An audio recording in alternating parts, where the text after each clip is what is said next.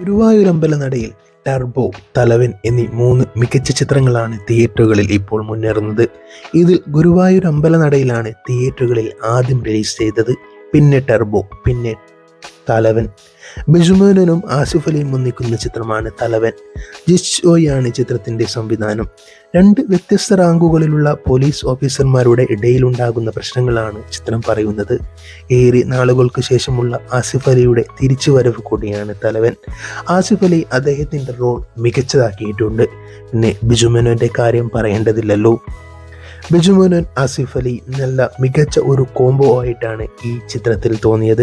നിങ്ങൾ ഈ ചിത്രം കണ്ടവരാണോ? എങ്കിൽ നിങ്ങൾക്ക് ഇഷ്ടപ്പെട്ടിട്ടുണ്ടെങ്കിൽ നിങ്ങളുടെ അഭിപ്രായം കമന്റ് ബോക്സിൽ രേഖപ്പെടുത്തൂ.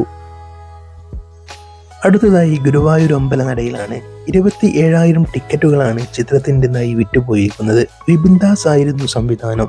കേരളത്തിൽ നിന്ന് മാത്രമായി 34.80 കോടി രൂപ ഗുരുവായൂർ അമ്പലനടയിൽ നേടിയിട്ടുണ്ടെന്നാണ് കളക്ഷൻ റിപ്പോർട്ട്.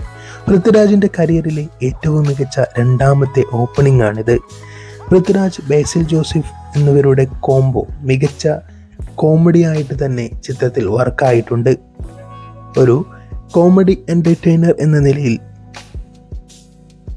മികച്ചു നിൽക്കുന്നു ഈ സിനിമ. പൃഥ്വിരാജിന്റെ ഹ്യൂമറൊക്കെ നല്ലവണ്ണം വർക്കായിട്ടുണ്ടെന്നാണ് പ്രേക്ഷക പ്രതികരണങ്ങളിൽ നിന്നും മനസ്സിലാക്കാൻ കഴിയുന്നത്.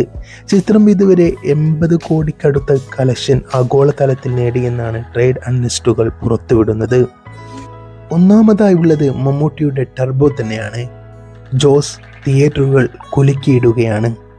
എല്ലാ തരത്തിലുള്ള നെഗറ്റീവ് റിവ്യൂകളെയും തള്ളിക്കൊണ്ട് മികച്ച കളക്ഷൻ നേടി മികച്ച അഭിപ്രായത്തോടെ തിയേറ്ററുകളിൽ നിറഞ്ഞാടുകയാണ് ടർബോ.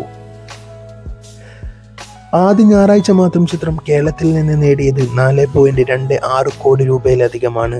4 ദിവസം കൊണ്ട് ചിത്രം 50 കോടിക്ക് മുകളിൽ നേടിയിട്ടുണ്ടെങ്കിൽ ഇപ്പോൾ അത് 75 കോടിക്കടുത്തെത്തിയിട്ടുണ്ടെന്നാണ് ട്രേഡ് അനലിസ്റ്റുകൾ പറയുന്നത്.